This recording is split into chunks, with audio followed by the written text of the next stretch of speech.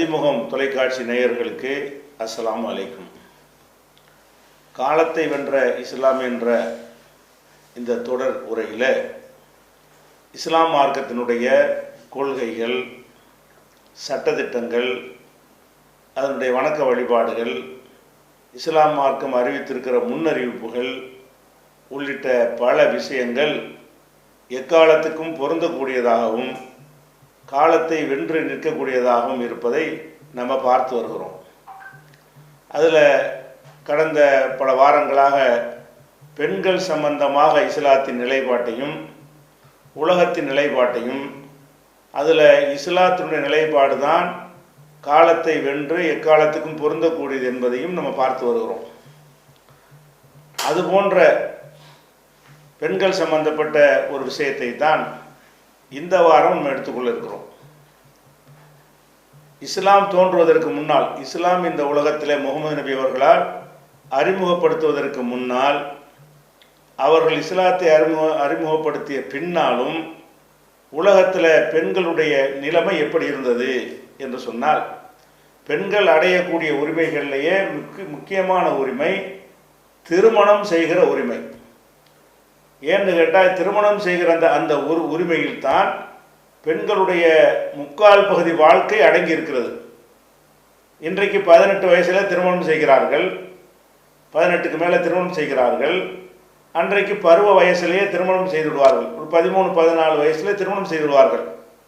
ஒரு 60 வயசு ஒரு பெண் வாழக்கூடியவளாக இருந்தால் மீதி 45 ஆண்டுகள் அவள் எந்த வாழ்க்கையை, மன வாழ்க்கைக்கு இறங்கி இருக்கிறாளோ அதில் தான் அவளுடைய வாழ்க்கை கழிய போகிறது. பெற்றோருடைய இருக்கிற காலம் ரொம்ப ரொம்ப குறைவு. அப்போ இந்த மன வாழ்க்கையை அவங்களுக்கு வழங்குகிற ஒரு விஷயத்தில் பெண்களுக்கு உலகத்தில் உரிமை கொடுத்துருந்தாங்களா என்றால் கொடுக்கல. எப்படி உலகத்தில் நிலைமை இருந்தது என்று சொன்னால், பெண்களை தாரை வார்த்து கொடுப்பது. தாரை வார்த்து கொடுப்பதுன்னா, அவளை ஒரு பொருள் மாதிரி எடுத்துக்கொண்டு பெற்றோர்கள் நினைத்தார்கள் என்று சொன்னால் அந்த பொருளை என்ன செய்யலாம், யாருக்கு வேண்டாம் கொடுக்கலாம். அந்த மணமகனை அவர்கள் தான் முடிவு செய்வார்கள். யாருக்கு திருமணம் செய்ய வேண்டும் என்பதை அவர்கள் தான் முடிவு செய்வார்கள். இப்படியான நிலைமை தான் உலகத்தில் இருந்தது. இன்றைக்கு பெண்கள் சுயமாக திருமணம் சம்பந்தப்பட்ட முடிவை எடுக்கிறார்கள் என்று சொன்னால் அவர்கள் சார்ந்திருக்கிற மதங்களின் அடிப்படையில் எடுக்கவில்லை, அதை மீறி எடுத்துக்கொண்டிருக்கிறார்கள். இன்றைக்கு உள்ளதை பேசக்கூடாது. 1400 ஆண்டுகளுக்கு முன்னால் பெண்கள் ஒருவனை விரும்பி அவனை திருமணம் செய்கிற உரிமை வழங்கப்பட்டிருந்ததா? இருக்கவே இல்லை. அது எந்த அளவுக்கு செய்வார்கள் என்று கேட்டால், அந்த தகப்பன்காரன் எந்த மாதிரி எல்லாம் நினைக்கிறானோ அந்த மாதிரியெல்லாம் சில போட்டிகள் வைத்தெல்லாம் பெண்களை கொடுக்குற காட்சியெல்லாம் பார்க்கணும். ஒரு யானையிடத்தில் தும்பிக்கையில் ஒரு மாலையை கொடுத்து அது யார் கழுத்தில் கொண்டு போடுகிறதோ அவன் தான் மாப்பிள்ளை என்று ஒரு மிருகம் கூட ஒரு பெண்ணுக்கு வாழ்க்கை துணையை தேர்ந்தெடுக்கும் என்கிற மாதிரி நடைமுறைகளை எல்லாம் இருக்கிற காட்சியை பார்க்கிறோம்.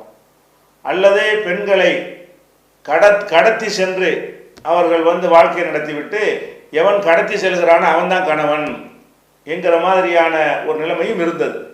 அது பெண்கள் அவர்கள்ட்ட கேட்டு, இந்த மணமகன் உனக்கு பிடித்திருக்கிறதா, நீ இவனோடு வாழ்கிறாயா என்று கேட்டு அவர்கள்லாம் சம்மதித்த பிறகு அதற்கு அந்த திருமணம் நடக்குமா என்றால், அப்படி ஒரு வழிமுறை நபிகள் நாயகம் காலத்திற்கு முன்னரும் சில ஒரு 50-60 ஆண்டுகளுக்கு முன்னாடி வரைக்கும் உலகம் எங்கேயுமே பெண்களுக்கு இந்த உரிமை வழங்கப்படவே இல்லை.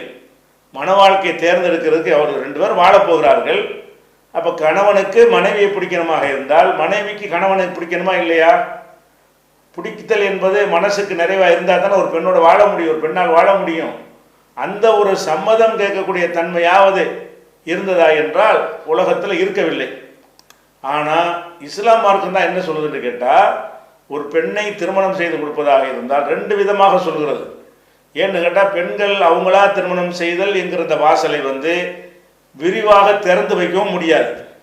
ஏன் திறந்து வைக்க முடியாது என்று கேட்டால், அந்த டீனேஜ் பருவத்தில் பெண்களுக்கு ஏற்படக்கூடிய அந்த ஹார்மோன் சுரப்பிகளின் காரணமாக அவர்கள் இந்த விஷயத்தில் ஆண் துணையை தேர்ந்தெடுக்கும் விஷயத்தில் அவர்கள் தவறு செய்வார்கள். அந்த இடத்துல எவனாவது ஒரு ஆண் கிடைக்கணும் என்றுதான் அவருடைய ஒரு தேட்டமாக இருக்கும். ஒரு ஆண் பிடித்து விட்டது என்று சொன்னால் ஒரு ஆண் என்ற காரணத்திற்காகத்தான் அவனை நேசிப்பார்களே தவிர அவனுடைய பொருளாதார நிலை என்ன, அவனுடைய வருவாய் என்ன, குடும்ப பின்னணி என்ன, அவனுடைய நல்லொழுக்க பண்பாடுகள் என்ன, அவனுடைய பொறுப்புணர்வு என்ன, இந்த மாதிரி விஷயங்கள்லாம் அலசி ஆராய்ந்தெல்லாம் ஒரு முடிவெடுக்கக்கூடிய பருவமாக அந்த டீனேஜ் பருவம் 20 வயசுக்கு முந்தைய பருவங்கள் இருக்காது. அதில் அந்த ஹார்மோன் சுரப்புனால ஒரு ஆண் தேவைங்கிறது மட்டும் அவருக்கு மிகைத்து நிற்கும். அந்த மாதிரி ஒரு நேரத்தில் அந்த பெண்கள் தவறான முடிவை எடுத்து விடாமலும் காப்பாற்ற வேண்டி இருக்கிறது. அவர்களுக்கு உரிய ஒரு ஆண் துணையை தேர்ந்தெடுத்து கொடுக்க வேண்டி இருக்கிறது. அதே நேரத்தில் அவர்கள்ட்ட சம்மதத்தோடு நடக்க வேண்டி இருக்கிறது. சுதந்திரமாக நீங்கள் அவிழ்த்து விட்டீங்க என்று சொன்னால் அதில் என்ன நடக்கும்? ஒருத்தனை காதல் என்று சொல்லி ஒருத்தனை விரும்புவாங்க, அவன் பெண்கள் ஏமாறுற விதமாக பேசுவான். அதுதான் அவங்களுக்கு தெரியுமே தவிர அவனுடைய குடும்ப பின்னணி மற்ற எந்த விஷயங்களும் அவனுக்கு தெரியாது. அவன் என்ன நடக்கும்? 2 பேரும் அழைத்து கொண்டு ஓடி விடுவான். ஓடிய பிறகு என்ன செய்வான்? எப்படிலாம் நடக்கிறது? சில நாட்கள் அவளை அனுபவித்து விட்டு அவளை கொடைக்கானல் பஸ் ஸ்டாண்டில் விட்டுட்டு போன சம்பவங்கள்லாம் நடந்திருக்கிறது. அல்லது சில நண்பர்களுக்கு விருந்தாக்கக்கூடிய ஒரு அம்சங்கள்லாம் நடந்திருக்கிறது. அப்போ இப்படியெல்லாம் நடந்து விடவும் கூடாது. அதே நேரத்தில் அவங்க மீது திணிக்கவும் கூடாது. பெண்களுக்கு திருமணத்திற்கான உரிமை கொடுக்கவும் வேண்டும், அதே நேரத்தில் அவங்கள பாதிக்கவும் கூடாது. அவங்க தப்பான முடிவு எடுத்துடக்கூடாது. இந்த ரெண்டையும் கவனித்த மாதிரியான ஒரு உரிமை உலகத்தில் இன்னைக்கு வரைக்கும் கூட வழங்கப்படவில்லை. அன்றைக்கு அந்த உரிமை அறவே வழங்கப்படவில்லை. இன்றைக்கு வரைக்கும் கூட வச்சா குடுமி சிறைச்சா முட்டைம்பாங்க. வச்சா இங்கே போயிடுறது, இல்லாட்டி இங்கே போயிடுறது, இப்படித்தான் முடிவெடுக்கிறார்களே தவிர பெண்களுக்கு ஒரு வாழ்க்கை துணை அவசியம், அவங்களுடைய சம்மதம் வேணும் என்றதையும் எடுக்க வேண்டும். அதே நேரத்தில் அவளுக்கு அந்த பொறுப்பாளன் ஒருத்தர் இருந்து அதை அலசி ஆராய்ந்து அவன் முன்னிலையில் நடக்க வேண்டும். அவன் பொறுப்பில் நடந்தால்தான் இந்த பெண்ணை கைவிட்டு ஓடுவதற்கு அஞ்சுவார்கள். ஏண்டா இவ எல்லாரும் விட்டு ஓடி வந்து விட்ட ஒரு பெண் என்று சொன்னால் அவளுக்காக சமுதாயம் வராது, பெற்றோர்கள் வரமாட்டார்கள், யாருமே குரல் கொடுக்க வரமாட்டார்கள் என்று சொல்லும் பொழுது அவளுக்கு ரொம்ப அநீதி இழைப்பதற்கான வாய்ப்பும் இருக்கிறது. அப்போ நீ ஒருத்தனை விரும்புகிறாய் என்று சொன்னால் அதை பெற்றோர்கிட்ட தெரிவித்து அந்த பெற்றோர்களே அதற்கான முயற்சியில் இறங்கி அவங்க விருப்பத்தை மறுக்காம இறங்கி அதை செய்து கொடுத்தால் அதில் அவங்களுக்கு அதிகப்படியான பாதுகாப்பு இருக்கு, விருப்பம் நிறைவேறுகிறது, பாதுகாப்பும் இருக்கிறது. இப்படியான அடிப்படையில் இஸ்லாம் என்ன சொல்லுதுன்னு கேட்டால், முதல்ல பெண்களுக்கு அந்த திருமண உரிமை இருக்கிறது ஒன்று. இரண்டாவது, அந்த பொறுப்பாளன் நின்று தான் அந்த திருமணத்தை செய்து வைக்க வேண்டும். அவன் தான் நின்று அவங்களுக்கு பிரச்சனை என்று சொன்னால் அதை கிளைம் பண்ணி கொடுக்குறவனா இருக்க வேண்டும். ஒரு தகப்பனாகவோ ஒரு அண்ணனாகவோ ஒரு தாத்தாவாகவோ தாய் மாமனாகவோ அல்லது சித்தப்பனாகவோ இருந்து அவன் நின்று அந்த பெண்ணுக்கு பொறுப்பாக செய்யும் பொழுது இந்த குடும்பமே நிற்கும். அவளுக்கு பாதிப்பு ஏற்பட்டால் எல்லாரும் கேள்வி கேட்பார்கள் என்கிற ஒரு நிலை ஏற்படுத்தினால்தான் ஆண்கள் மனைவியரை சரியாக நடத்துவார்கள். இன்றைக்கு கூட அதிகமான ஆண்கள் பெண்கள்கிட்ட சரியாக நடப்பதற்கு காரணம் என்னன்னு சொன்னால், சரியாக நடக்கலை என்று சொன்னால் மரத்தில் கட்டி வச்சு அடிப்பாங்க, பஞ்சாயத்து பேசுவாங்க, ஊரெல்லாம் திரண்டு வந்துடுவாங்க. இந்த மாதிரியான ஒரு பயத்தில் தான் நிறைய பேர் வாழ்ந்து கொண்டே இருக்கிறான். விரும்பி வாழக்கூடியவர்கள் ஒரு பாதை இருப்பார்கள். சில பேர் இதை தவிர்த்தால் நமக்கு பெரிய பஞ்சாயத்தாகி போயிடும், அந்த அச்சமாவது அவர்களை கட்டி போட வேண்டும்.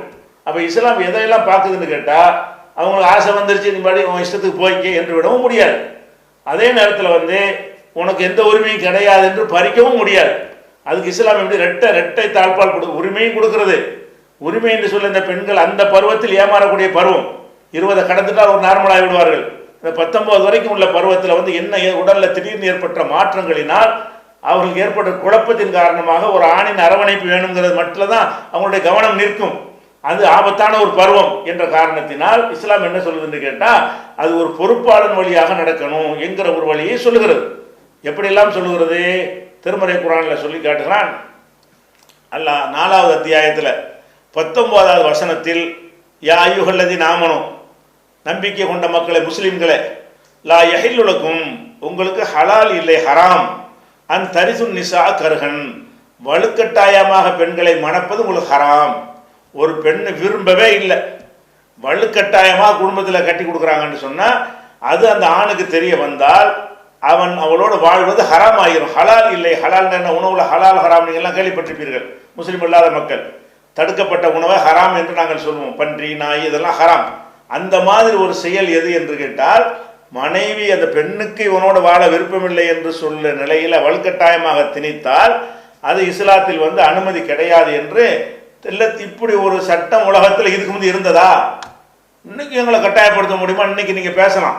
இன்றைக்கு எந்த பெண்கள் பேசினாலும் இந்த உரிமைகள் எல்லாம் நீங்கள் சார்ந்திருக்கிற உங்கள் சித்தாந்தங்கள் மூலமாக கிடைத்ததா?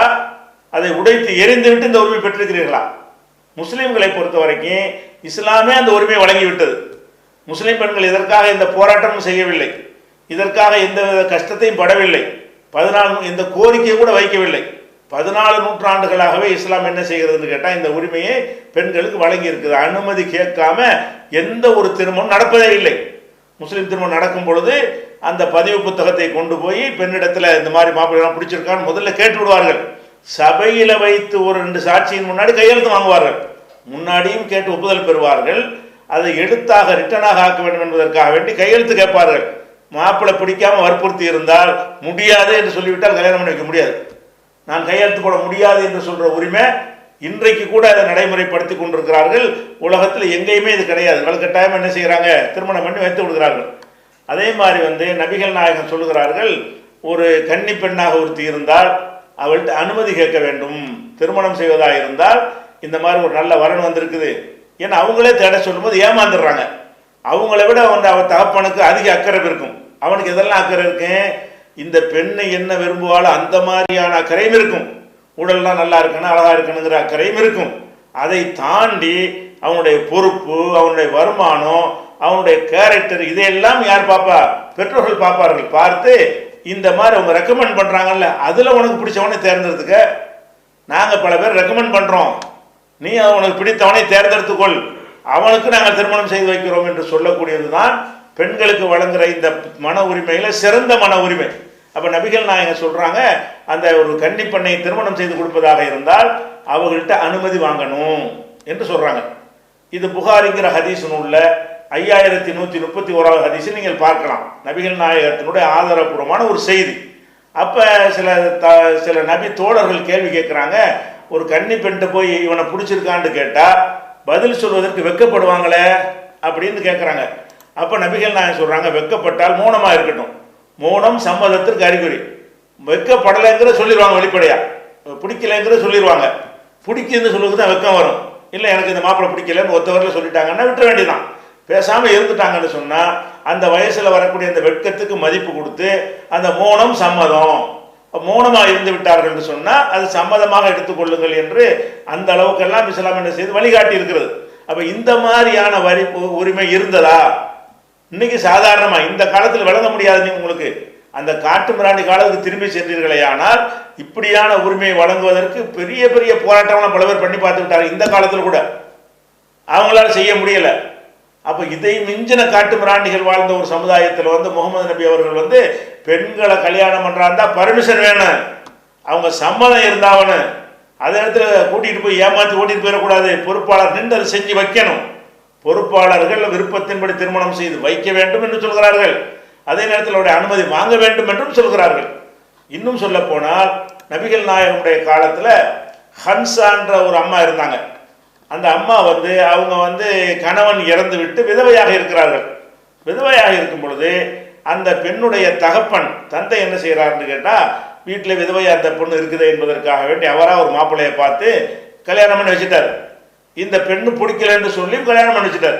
இந்த மாப்பிள்ளையை கொண்டாந்து காட்டுறாங்க, இல்லை இல்லை எனக்கு பிடிக்கல என்று அந்த அம்மா சொல்லிட்டாங்க. சொன்ன பிறகும் தகப்பனார் என்ன செய்யறாருன்னு கேட்டா கல்யாணம் பண்ணி வச்சிடறாரு. நான் பேசிட்டேன், பேசி முடிச்சுட்டேன், அவர் தான் உனக்கு மாப்பிள்ளை என்று சொல்லி. இதெல்லாம் இஸ்லாமிய சமுதாயத்தில் ஆரம்பத்தில் நடக்கிறது. இவரும் முஸ்லீம், அவரும் முஸ்லீம். ஆனால் அவருக்கு இது விளங்காம என்ன செய்யறாருன்னு கேட்டா திருமணம் பண்ணி வச்சிடறார். தகப்பனார் வந்து மகளுக்கு அவள் பிடிக்கல என்று சொன்ன பிறகும் திருமணம் செய்து வைக்கிறார். இதை நபிகள் நாயகத்தில் உடனே அந்த அம்மா வர்றாங்க. எதுக்கு வர்றாங்க? ஒரு மத குருமார்கள்ட்ட போனா இருக்கிற உரிமை பறிச்சிருவாங்கன்னு எல்லாம் பயப்படுவாங்க. முகமது நபிட்ட வந்தா உரிமை கிடைக்கும்னு அந்த அம்மாவுக்கு நம்பிக்கை இருக்கிறது. உடனே ஓடி வர்றாங்க. நபிகள் நாயகத்தில் வந்து இந்த மாதிரி எனக்கு பிடிக்காத ஒருத்தரை வந்து என் தலையில கட்டி விட்டார்கள், என் தந்தை வந்து கல்யாணம் பண்ணி கொடுத்துட்டாரு, என்னை வந்து அவருக்கு மனைவி ஆக்கி விட்டார் என்று அந்த அம்மா சொல்றாங்க. உடனே நபிகள் நாயகம் என்ன செஞ்சாங்க? பிடிக்காம தான் செஞ்சார். அவன்கிட்ட கேட்கவே இல்லையா? ஆமாண்ட உடனே பரத்த நிக்காகை திருமணத்தை ரத்து செய்து விட்டார்கள். இந்நிகழ்ச்சி சிறக்க பிரார்த்திக்கும் பேர்ணாம்பெட்டு பஷீருதீன் குடும்பத்தார், வேலூர் மாவட்டம். இந்த நிகழ்ச்சி சமுதாயத்திற்கு பயனுள்ளதாக அமைந்திட துஆ செய்யும் நெஞ்சங்கள் அபு ஃபலல், சமர், அஹமத் ஃபலல் மற்றும் இஸ்ரா. மார்க்க மற்றும் சமுதாய பணிகளில் இணைந்து செயல்பட அன்புடன் அழைக்கிறது கீழக்கரை தௌஹீத் பேரவை NTF. இந்நிகழ்ச்சி சிறக்க ஏக இறைவனை பிரார்த்திக்கும் டாக்டர் MA சையது அபுதாஹிர், முகமது சஃபி, அவுரங்கஜேப், லயானா மற்றும் குடும்பத்தினர், Narippaiyur. SD Racks, German Design Display Racks, Supermarket, Departmental Stores போன்ற கடைகளுக்கு தேவையான steel powder coated display rack தயாரிப்பாளர்கள். Showroom SD Racks, Rahat plaza, Vadapalani bus depot எதிரில், சென்னை. Contact MND 9381004122 or 04442180020. தூய இஸ்லாத்தை அறிந்து மறுமை வெற்றியை நோக்கி பயணிக்க அழைக்கிறது மேலப்பாளையம் தௌஹீத் பேரவை NTF. இந்நிகழ்ச்சி வெற்றி பெற துஆ செய்யும் முகமது கான், சஹீம் மற்றும் யூசுப் மெடிக்கல்ஸ், பாம்பன்.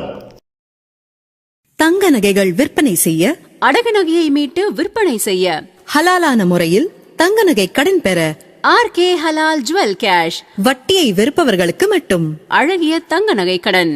தொடர்புக்கு RK கோல்ட் ஹவுஸ் 9441411301.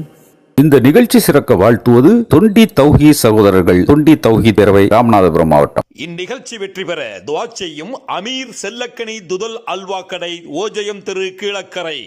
இந்நிகழ்ச்சி மென்மேலும் சிறக்க துஆ செய்வது தௌஃபிக் மற்றும் தாரிக் குடும்பத்தார், கள்ளக்குறிச்சி. தங்க ஆபரண நகைகளை தூய்மையாகவும் நம்பிக்கையாகவும் வாங்கிட அல்ஹசீனா ஜுவல்லரி, மயிலாடுதுறை. தூய இஸ்லாத்தை அதன் நேரான வழியில் அறிந்து செயல்பட உங்களை அன்புடன் அழைக்கிறது கூத்தாநல்லூர் தௌஹீத் பேரவை. உங்களுக்கு அரபி படிக்க தெரியாதா? குர்ஆன் ஓத தெரியாதா? குர்ஆனை ஓதிட ஆர்வமாக இருக்கிறீர்களா? உங்களுக்காகவே பி ஜைனுலாப்தீன் அவர்கள் எழுதிய எளிய நடையிலான புத்தகம் தான் குர்ஆனை எளிதில் ஓதிட. அரபி எழுத்துக்களை சரியாக புரிந்து கொள்ளவும், எளிதாக வாசிக்கவும், பிழையின்றி எழுதிடவும் வாங்கி பயன்பெறுங்கள். விலை ரூபாய் 30 மட்டுமே. தொடர்புக்கு மூன் பப்ளிகேஷன்ஸ் 9442763341. இந்த நிகழ்ச்சி சிறக்க வாழ்த்துகிறேன் பைலட் அப்துல் ரஹீம், கத்தார். தூய இஸ்லாத்தை அறிந்து மறுமை வெற்றியடைய துஆ செய்கிறோம். Adirai Royal tiles park, ECR road, Adirampattinam. அப்ப நடந்தது திருமணம் அல்லன்ட்டாங்க. புகாரில் 5138வது ஹதீஸ். அப்ப கல்யாணம் பண்ணிட்டு வைத்த பிறகு கூட முடிந்தால் முடிந்து விட்டு, நீங்க சில படங்கள் நாடகங்கள்லாம் பார்ப்பீங்க, வள்ளு கட்டாமல் எடுத்து கைத்தை கட்டிவிட்டானா முடிஞ்சு போச்சு. வள்ளு கட்டாமல் கொண்டு வந்து கைத்தை கட்டுவாங்க, அதுக்கு ஒரு தாலி. அந்த மஞ்சள் கைதை கட்டி விட்டால், கட்டின பிறகு இன்னும் அறுத்தஞ்சிட்டு போ. கல்யாணமும் பண்ணி கொடுத்து எல்லாம் முடிஞ்ச பிறகு ரத்து பண்ணியிருக்கிறாங்க. பிடிச்சாதான் மாப்பிள்ளை, பிடிக்கா. இப்போ இன்றைய கூட இப்படி இருக்கிற நிலைமை என்ன இருக்குன்னு கேட்டால், ஒரு பெண்ணை கடத்தி கொண்டு போகிறாங்க. போய் கழுத்தில் கொண்டு மஞ்சள் கயிறை கட்டினோடனே அவன் நினைக்கிறா, ஓ இவ்வளோதான் பிள்ளைக்கு, நமக்கு உரிமையெல்லாம் கிடையாது, இந்த விலங்கை போட்டுட்டாங்கன்னு சொன்னால் இவன் தான், இதை நம்ம மீற முடியாது, உடைக்க முடியாது என்றெல்லாம் மூளைச்சலவை செய்து இந்த நவீன காலத்திலும் எடுக்கப்படுகிற சினிமாக்கள், நாடகங்கள் எல்லாமே இப்படித்தான் செய்தி மக்களுக்கு வழங்குகிற காட்சியை பார்க்குறோம். இப்படித்தான் மூளைச்சலவை செய்யப்பட்டவர்களாக பெண்கள் உருவாக்கப்படுகிறார்கள். ஏன் அந்த கயிறுல தான் திருமண வாழ்க்கை இருக்குதா? பிடிக்கல, இல்லை பிடிச்சா பிடிக்கல, அதான் கேள்வி. வலுக்கட்டாயமாக கல்யாணம் பண்ணி அப்படி கல்யாணம் ஆகும் அது. ஆனால் ஆகுதுன்னு உலகம் நம்புகிறது. கல்யாணம் ஆகாதுன்னு இருந்தால் கூட அதுக்கு ஆகும் என்று நம்பக்கூடிய காட்சியை பார்க்குறோம். அதனால ஒரு பெண்ணுக்கு திருமணம் நடந்தது பிறகு கூட, நபிகள் நாயகத்தில் இந்த வழக்கு வந்த பிறகு கூட அவங்க என்ன செய்கிறாங்கன்னு கேட்டால், இது நடக்காது, இது ஒரு விஷயம். அதே மாதிரி இந்த நான் ஒரு வசனம் சொன்னேன் இல்லையா, 4:19 வசனத்தில் பெண்களை வலுக்கட்டாயமாக நீங்கள் திருமணம் செய்யக்கூடாதுன்னு, அந்த வசனம் எதற்காக இறைவனால் அருளப்பட்டது என்பதற்கு அதுக்கு வரலாறு இருக்குது. ஒரு குர்ஆனில் ஒரு வசனம் அருளப்படும் என்று சொன்னால், அந்த சமுதாயத்தில் ஒரு சம்பவம் ஏதாவது நடக்கும். அந்த சம்பவத்துக்கு என்ன தீர்வு என்று அவங்க நபிகள் நாயகத்தை எதிர்பார்த்திருப்பார்கள். அந்த சமயத்தில் இறைவனிடமிருந்து செய்தி இப்படி இறைவன் சொல்லிவிட்டான் என்று நபிகள் நாயகம் சொல்வார்கள்.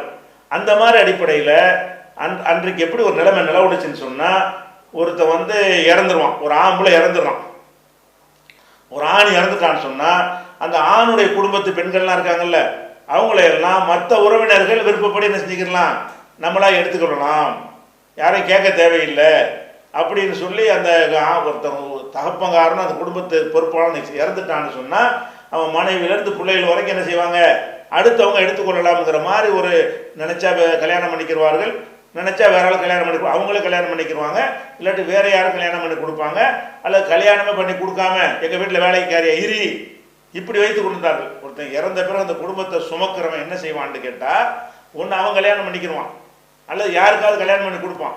அல்லது தானும் திருமணம் செய்யாமல் கல்யாணம் பண்ணி கொடுக்காம அவனை சும்மாவே வீட்டில் வச்சு கொள்வான். எதுக்காக வேண்டி? சம்பளம் இல்லாத வேலைக்காரியாக வைத்துக் கொள்வான். இப்படியான ஒரு நிலைமை இருக்கும் பொழுதுதான் அப்போ இந்த வசனத்தை அல்லாஹ் அருளி சொல்கிறான், மூமின்களே உங்களுக்கு ஹலால் இல்லை, அந்த பெண்கள் சம்மதம் இல்லாமல் விருப்பம் இல்லாமல் பெண்களை அடைவது உங்களுக்கு ஹலால் அனுமதிக்கப்பட்ட விஷயம் இல்லை என்று நபிகள் நாயகம் ஸல்லல்லாஹு அலைஹி வஸல்லம் அவர்கள் தெள்ள தெளிவாக சொல்கிறார்கள். அப்போ இந்த உரிமை இன்றைக்கும் கூட முழுசாக கிடைக்கல. வலுக்கட்டாயம் பண்ணி திருமணம் நடக்கிறது, ஒரு தாலியை கட்டிவிட்டால் திருமணம் முடிந்து விட்டது என்று சொல்லி ஏமாற்றப்பட்டு பெண்கள் விரும்பாத ஒன்றை திருமணம் செய்கிற காட்சியை பார்க்குறோம். அப்போ அதை இஸ்லாம் மட்டும் எப்படி சொல்லுகிறது? திருமணத்துக்கு அந்த பெண் அகதுன மின்கும் மீசாக்கன் கலீலாம். திருமணத்தை பற்றி இஸ்லாம் என்ன சொல்லுதுன்னு கேட்டால், நீங்கள் 2 பேரும் சேர்ந்து இல்லற நடத்துறீங்களே, அது சும்மா சாதாரண விஷயம் கிடையாது. கடுமையான உடன்படிக்கை 2 பேருக்கு மத்தியில் இருக்கிறது. கணவன் என்கிற ஒரு பொறுப்பு உனக்கு இருக்கிறது, மனைவி என்ற பொறுப்பு அவருக்கு இருக்கிறது, 2 பேருக்கும் சில கடமைகள் சுமத்தப்பட்டிருக்கிறது. கடும் உடன்படிக்கை தான் திருமணம். இஸ்லாத்தில் மாத்திரம்தான் திருமணத்தை ஒரு கான்ட்ராக்ட் உடன்படிக்கை என்று சொல்லப்படுகிறது. இந்தியாவுடைய அரசியல் சட்டத்திலே முஸ்லீம் திருமணத்தை பற்றி சொல்லும் பொழுது இஸ்லாமிய திருமணம் தான் கான்ட்ராக்ட், ஒப்பந்தம், ஒரு அக்ரிமெண்ட் என்று சொல்லப்படுகிறது. அக்ரிமெண்டால என்ன அர்த்தம்? 2 பேரும் சம்மதிக்கணும்னு அர்த்தம், 2 பேர் உடன்படணும்னு அர்த்தம், அதனுடைய நல்லது கெட்டது எல்லாத்தையும் அறிந்திருக்க வேண்டும் என்று அர்த்தம்.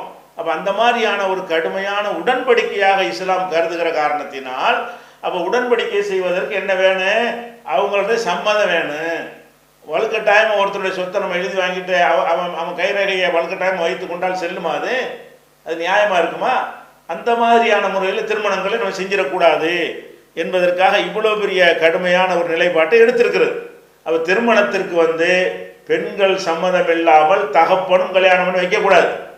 அதே நேரத்தில் பெண்ணு அவளா ஒருத்தன் பிடிச்சிருக்கு என்று சொன்னால் பெற்றோர்கள் பயங்கரமான பாரதூரமான விஷயம் நடந்து விட்டது என்று நினைக்காமல் அதை விசாரித்து அதை என்னென்ன பேச வேணுமோ பேசி, ஒரே ஒரு தடை இருக்கிறது, முஸ்லீம்கள் முஸ்லீம் அல்லாதவங்களை திருமணம் செய்யாதீங்க, அவங்கள இஸ்லாத்துக்கு எடுத்து கல்யாணம் பண்ணிக்கிறங்கன்னு ஒன்று இருக்குது. ஏன்னு கேட்டால் அதனால் பெரிய சமூக கலவரம், வகுப்பு கலவரம், பல விஷயங்கள்லாம் வந்துடும், சந்ததிகளை வளர்க்க முடியாமல் போயிடும். எந்த மதத்தில் வளர்க்குறது 3 மாதத்துக்கு ஒழுங்காக இருப்பாங்க, ஆசை 60 நாள், மோகம் 30 நாள், அதுக்கப்புறம் என்னவாயிரும்? அவன் புத்தி அவன் காட்டும், அவன் புத்தி அவன் காட்ட ஆரம்பிச்சிருவான். அதனால வாழ்க்கை நல்லபடியாக இருக்காது. அந்த ஒரு கண்டிஷன் மட்டும்தான் போடப்படுகிறது. அப்போ முஸ்லீமே நீ விரும்பினாலும் சரி, முஸ்லீமாக இருந்தால் அவனை நல்லவனான்னு பார்த்து கல்யாணம் பண்ணி வைக்கட்டும். அல்லது முஸ்லீம் அல்லாதவர் கூட விரும்பினா கூட அவர் இஸ்லாத்தை ஏற்றுக்கொண்டு கொள்கைக்கு வருவாரா? அவர் எவராக இருந்தாலும் சரி வந்தால் கல்யாணம் பண்ணி கொடுத்துருங்க, அவ்வளோதானே. இல்லைன்னா அவங்க தவறாக பொறுத்தா நீங்கள் பாதுகாக்கிறீங்க. பெற்றோர்களுக்கு அந்த கடமை இஸ்லாம் சுமத்தி இருக்கிறது. அப்போ ஒரு பெண்ணு நபிகள் நாயகம் காலத்தில் எத்தனை பெண்கள் என்னை கல்யாணம் பண்ணிக்கிறியா, இஸ்லாத்தை ஏற்றுக்கொள்வதை மட்டும் நான் மகராக கேட்குறேன் என்று நபிகள் நாயகம் காலத்திலே பெண்கள் சுதந்திரமாக ஆண்கள்கிட்ட பேசி நினைஞ்சிருக்கிறாங்க, அந்த மாதிரிலாம் செஞ்சுருக்கிறாங்க. அதனால திருமண வாழ்க்கையை பொறுத்த வரைக்கும் பெண்கள் அவங்களுக்கு மாப்பிள்ளை தந்தையை அறிமுகப்படுத்தி சம்மதம் பெறுவதும் ஓகே தான். அவங்களே ஒருத்தனுக்கு பிடித்திருந்து அதை பெற்றோர்கிட்ட சொன்னால் அதை அலசி ஆராய்ந்து அந்த பெற்றோர்கள் என்ன செய்யணும்? ஒரே ஒரு கண்டிஷன் தான், இஸ்லாத்தை விட்டு கொடுத்து செஞ்சால் நீங்கள் போயிருங்க, அது சரிப்படாது. இஸ்லாம்ங்கிற அந்த கொள்கையில் இருந்த இந்த இஸ்லாம் தான் உங்களுக்கு உரிமை வழங்கி இருக்கிறது. அப்படிப்பட்ட மார்க்கமாக இருக்கிறதுனால அந்த ஒரு விஷயத்திற்கு மட்டும் அவங்க வற்புறுத்தி கேட்பாங்க, நீ இஸ்லாத்தை ஏற்றுக்கிறியாப்பா, இல்லாட்டி இல்லை போட்டுருங்க, நீ பிறந்த போய்க்கேன்னா உறவை அறுத்து விட்டுறாங்க. அந்த மாதிரிலாம் செய்கிறாங்க. ஏன் செய்கிறாங்கன்னு கேட்டால் அது எங்கள் மார்க்கத்தில் அது ஒன்று தான் தடுக்கப்பட்டிருக்கிறது. அதுதான் இந்த சமூகத்தில் இருந்தால் தான் உங்களுக்கு எல்லா விதமான கண்ணிய உரிமையெல்லாம் இருக்குங்கிற அடிப்படையில் செஞ்ச ஒரு பொறுப்புள்ள ஒரு நடவடிக்கை. அதை தவிர மற்றபடி பெண்களுடைய உரிமையை மறுப்பதற்கு இஸ்லாத்தில் இடமே இல்லை. இன்னும் சொல்ல போனால் அந்த பெண்களே கன்னி பெண்ணுக்கு தான் இப்படியான ஒரு நிலைமை. கன்னி பெண்ணா இல்லாமல் இருந்தால் அந்த பெண்ணுக்கு திருமணம் செய்து கொடுக்க அவளே நினைக்கிறா, ஒரு வாழ்ந்தவளாக இருக்கிறா, ஒரு 30 வயசு, கணவன் இறந்துட்டான். அப்போ அவங்களுக்கு என்ன செய்யணும்னு கேட்டால் அந்த மெச்சூரிட்டி வந்துடும். அவங்களே ஒருத்தன் ஒரு ஆணை தேடும் பொழுது அவன்கிட்ட என்னென்னவெல்லாம் இருந்தால் நல்லா இருக்குங்கிறது ஆணுக்கு மாதிரி அவங்களுக்கும் தெரிய ஆரம்பிக்கும். ஒரு 25 வயசு 30 வயசு ஒருத்தரோட வாழ்ந்த பிறகு குடும்ப வாழ்க்கைன்னா என்ன, கணவன்கிட்ட என்னென்ன இருந்தால் நம்ம சந்தோஷமாக வைத்திருப்பான் என்பதெல்லாம் அவங்களுக்கே தெரியும் பொழுது அப்படி ஒன்றை தேர்ந்தெடுத்தார்கள் என்று சொன்னால் அவங்களுக்கு இவன்கிட்ட கல்யாணம் பண்ணுறதுக்கு யார்கிட்ட பர்மிஷன் கேட்க தேவையில்லை. அவங்களாக வரலாம். ஜமாத்தில் நான் இவரை விரும்புகிறேன் என்று சொன்னால் அதுக்கு உன் பொறுப்பாளனை கூட்டிட்டு வர சொல்லி முயற்சி பண்ணலாம். பொறுப்பாளன் மறுத்துட்டான்னு சொன்னால் நம்மளே கல்யாணம் பண்ணி வச்சிடலாம். அவங்களுக்கு அந்த உரிமை வழங்கப்பட்டிருக்கு. விதவைகளாக இருந்தார்களே ஆனால் எப்படி வழங்கப்பட்டிருக்கிறது? நபிகள் நாயகம் சொல்லுகிறார்கள், அல் ஐயுமு அஹப்பு பின் நஃப்ஸிஹா மின் வலிஹா, அதாவது கணவனை இழந்த பெண்ணாக இருந்தால் அவள் அவளுடைய பொறுப்பாளனை விட தன் விஷயமாக முடிவெடுக்க அதிக உரிமை படைத்தவள். இவளுக்கு தான் அதிக உரிமை இருக்கிறது. இவள் விஷயமாக தகப்பன் எடுக்க முடியாது, அண்ணன் எடுக்க முடியாது.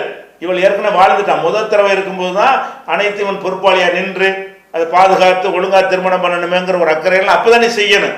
இரண்டாவதாக விவாகரத்து செய்யப்பட்டோ அல்லது கணவன் இறந்தோ அவள் அந்த மாதிரி கணவன் இல்லாமல் இருப்பாள் என்று சொன்னால் அவள் விஷயமாக அவள் தான் அதுக்கு முடிவெடுக்க அதிக தகுதி படைத்தவள் அப்படின்னு சொல்றாங்க. ஒல் பிக்ரு துஸ்தாதுன் ஃபி நஃப்ஸிஹா, கன்னி பெண்ணாக இருந்தால் அவள் விஷயமா அனுமதி கேளுங்க. விதவையாக இருந்தால் அவள் விஷயமாக முடிவெடுக்கிறதுக்கு வழி பொறுப்பாளனை விட அவள் தான் அதிக தகுதி படைத்தவள் என்று நபிகள் நாயகம் ஸல்லல்லாஹு அலைஹி வஸல்லம் சொன்ன ஒரு செய்தி முஸ்லிம்ங்கிற நூல்ல இருக்கிறது. அப்ப இதெல்லாம் வச்சு பார்க்கும் பொழுது திருமண வாழ்க்கைக்கு எந்த மாதிரி இந்த பெண்களுக்கு அந்த உரிமை இருந்தால் நல்லா இருக்கும். நீங்களே யோசிச்சு பாருங்க.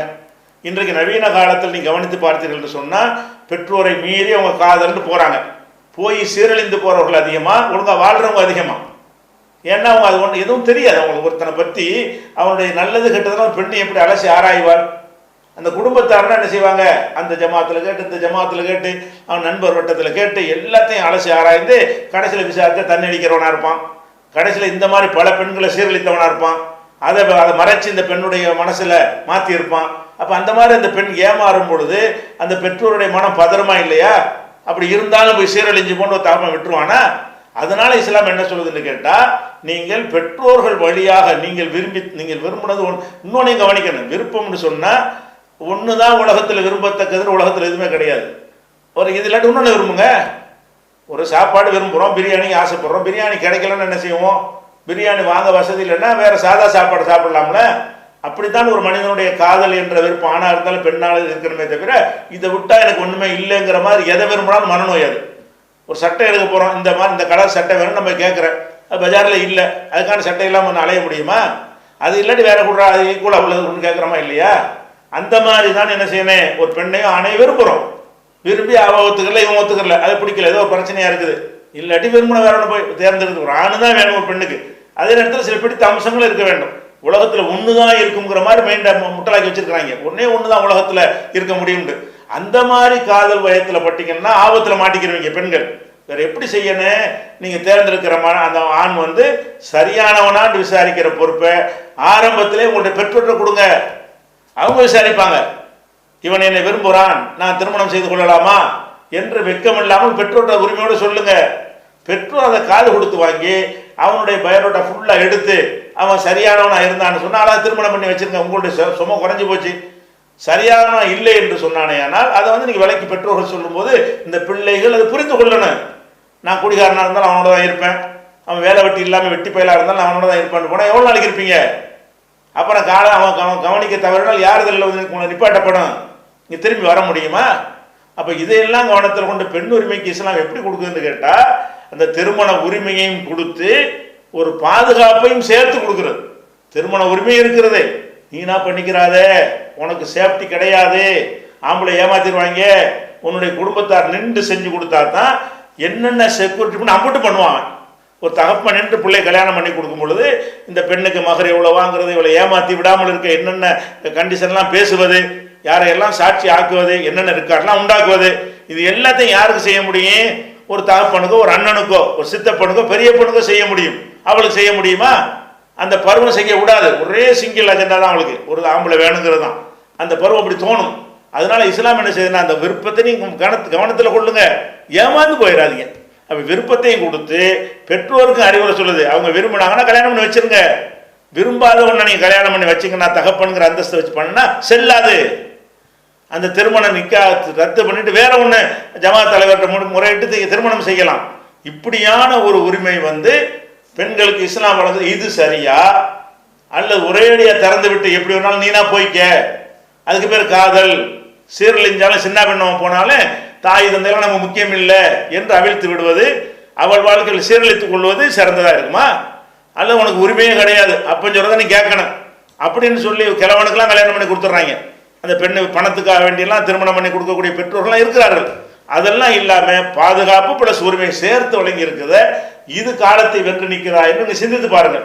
இஸ்லாம் சொல்லக்கூடிய இந்த சித்தாந்தம் தான் காலத்தை வென்றதாக, சிறந்ததாக, எக்காலத்தும் பொருந்தக்கூடியதாக, பெண்களுக்கு பாதுகாப்பானதாக இருக்கிறது என்பதை இந்த தொடரில் நான் பார்த்துக்கிறோம். இன்ஷா அல்லாஹ் அடுத்த வாரம் வேற விஷயங்களை பார்ப்போம்.